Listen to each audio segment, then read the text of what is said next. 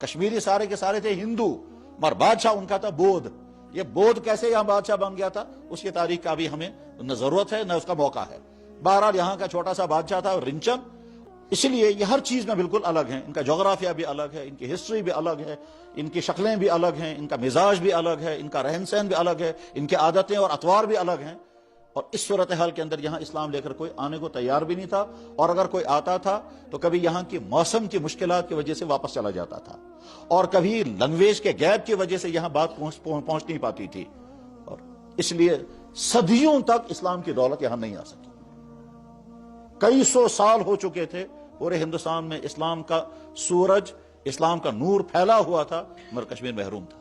یہاں وہی کفر تھا، یہ شرک تھا، ظلم تھا، خرابیاں تھی، اور ایسی خرابیاں تھی کہ خرابیوں کے طوفان میں اللہ کی طرف سے یہاں عذاب بھی بہت آئے ہیں۔ ان عذابوں میں سے ایک بڑا خطرناک عذاب رہا ہے کہ یہ جو جھیل وولر ہے، جس کو کہتے ہیں کشمیر کی بر صغیر کی سب سے بڑی جھیل، ایشیا کی سب سے بڑی جھیل، جھیل وولر ہے۔ یہ جھیل نہیں، اصل میں شہر تھا، اور چونکہ بہت زیادہ گناہگاریاں وہاں ہوتی تھی اور کھلم کھلا ہوتی تھی، تو اس لیے اللہ کی طرف سے سزا آئی، عذاب آیا۔ ایک زلزلے میں زمین پھٹی، نیچے سے پانی آیا، اور اس پانی میں وہ شہر ڈبو دیا گیا، اور وہ شہر جو ہے وہ نیست و نابود ہو گیا۔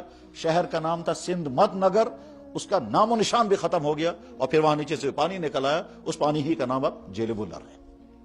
اس زمانے میں چائنا نہیں تھا، اس کو کہتے تھے مشرقی ترکستان، وہاں سے یہ عبد الرحمن بلبل سفر کر کے آئے ہیں۔ یہ نہیں معلوم ہے کہ ان کو کوئی بشارت دی گئی، یہ نہیں معلوم ہے ان کو کوئی حکم دیا گیا، کیا بات ہوئی ہے۔ بہرحال وہ وہاں سے چل کر کے آئے ہیں اور یہاں کشمیر میں داخل ہوئے اس ارادے سے کہ میں یہاں اسلام کی دعوت کا کام کروں گا اور یہاں کے لوگوں کو اسلام کی دعوت دوں گا۔ مگر بہت سوچنے کے بعد، بہت غور کرنے کے بعد انہوں نے یہ طے کیا کہ میں سب سے پہلے یہاں کے بادشاہ کو اسلام کی دعوت دوں گا، بجائے اس کے کہ میں عوام سے ملوں، سب سے پہلے مجھے بادشاہ کو اسلام کی دعوت دینی چاہیے۔ چنانچہ عبد الرحمن بلبل رحمہ اللہ تعالی بڑی دعاؤں کے بعد مشکلات کا سفر برداشت کر کے پہنچے ہیں یہاں دریا جہلم کے کنارے تک، اور معلوم کیا کہ یہ بادشاہ کہاں رہتا ہے۔ پتہ چلا کہ فلاں جگہ پر اس کا محل ہے۔ بادشاہ کا نام تھا رنچن، پورا نام اس کا تھا رگیال بود رنچن، یہ بدھ مذہب کا تھا۔ یہ اس زمانے کشمیری سارے کے سارے تھے ہندو، مگر بادشاہ ان کا تھا بودھ۔ عبد الرحمن بلبل رحمہ اللہ تعالیٰ نے دعائیں کی، اور دعائیں کرنے کے بعد پھر فجر کی اذان کا وقت ہو گیا تو انہیں اذان پڑھی۔ پاس میں رنچن کا محل تھا۔ عجیب اتفاق یہ ہے کہ وہ پوری رات رنچن تڑپتا رہا ہے، بے قراری تھی، اسے نیند نہیں آ رہی تھی، اور ادھر سے کئی ساری پریشانیاں بھی تھی اسے، کیونکہ یہاں کے عوام جو ہے وہ ہندو ہیں، اور وہ ہندو اس بادشاہ کو قبول کرنے کو تیار نہیں تھے۔ اسے ڈر تھا کہ میری حکومت کا تختہ نہ الٹ جائے، اور اصلی بادشاہ اگر کشتار سے واپس آ گیا تو پھر میں شاید ٹک نہیں سکوں گا۔ یہ مختلف قسم کے ٹینشن اسے تھے، اور ادھر سے وہ جو دعائیں وہاں ہو رہی تھی وہ دعائیں اس کو چین نہیں دینے دے رہی تھی، اس لیے وہ ساری رات تڑپتا رہا۔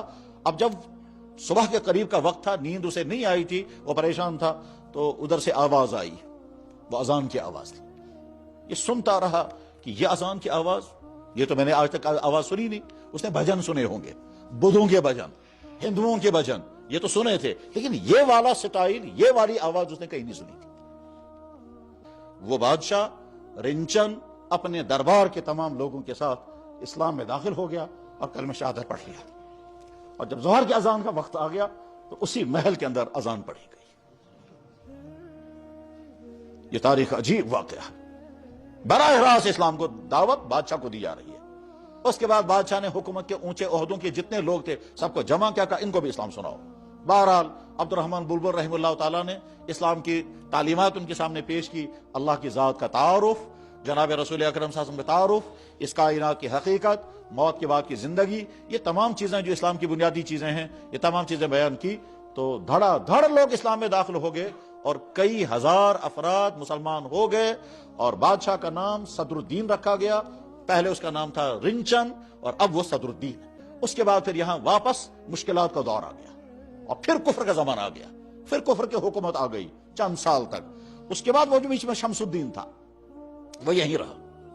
صدر الدین نے اسلام قبول کرنے کے بعد اس شمس الدین سے کہا ونکود کسل سے واپس، اب تمہیں کہیں نہیں جانا ہے، تم یہیں رہو اور میری مدد کرو، اور حکومت چلانے میں، اسلام پھیلانے میں، دین کے مطابق نظام چلانے میں تم میری مدد کرو۔ मगर चूंकि अब्दुर्रहमान बुलबुल रहमतुल्लाह ताला की वफात हो गई थी, इसलिए इस्लाम कौन सिखाएगा इनको? मुसलमान तो बन गए ये, लेकिन इस्लाम सिखाने वाला कोई नहीं, ना नमाज, ना रोजा, ना ज़कात, ना निकाह, ना तलाक, ये सारी चीजें कौन सिखाता उनको? इसलिए क्या सर मुसलमान, मगर इस्लाम की कोई चीज ना उनके घरों में है, ना नमाज है, ना इबादत है। इतनी ज्यादा नावाकियत थी कि मुसलमान बादशाह ने आगे चल करके 2 सगी बहनों को अपने निकाह में रखा था, कोई बताने वाला ही नहीं था कि यह हराम है।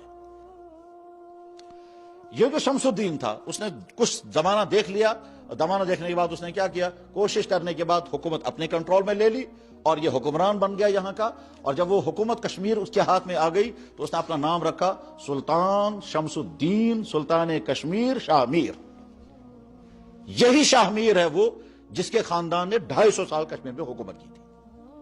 और उसी खानदान का एक आदमी था सुल्तान ज़ैनुलाब्दीन बड़शाह, सुल्तान सिकंदर शाह, सुल्तान अलाउद्दीन वगैरह वगैरह। और इसी खानदान के जमाने में हज़रत शाह हमना रहिमहुल्लाह ताला तशरीफ लाए और फिर उनके आने से कश्मीरियों ने धड़ाधड़ इस्लाम कबूल किया और बिल्कुल थोक अंदाज में पूरा पूरा गांव आकर के मुसलमान हो जाता था, पूरा पूरा इलाका आकर के मुसलमान हो जाता था। मगर शाह हमना रहमतुल्लाह ताला की दूर अंदेशी और अक्लमंदी ये थी कि वो सोचने लगे जब लोग मुसलमान बनेंगे तो हो सकता है उसको अपना घर छोड़ना पड़े, हो सकता है किसी मुसलमान घर को अपने गांव से भागना पड़े, तो इनको शेल्टर मिलना चाहिए, उनके लिए कोई जगह होनी चाहिए जहां ये आकर कयाम कर सकें, जहां इनके खाने के इंतजाम हो, जहां उनकी दीनी तरबियत का इंतजाम हो। उस गरज के लिए उन्होंने खानकाह मोहल्ला तामीर की थी। खानकाह मोहल्ला दर हकीकत इस्लाम कबूल करने वाले लोगों के लिए शेल्टर था, जहां उनकी रूहानी तरबियत भी होगी,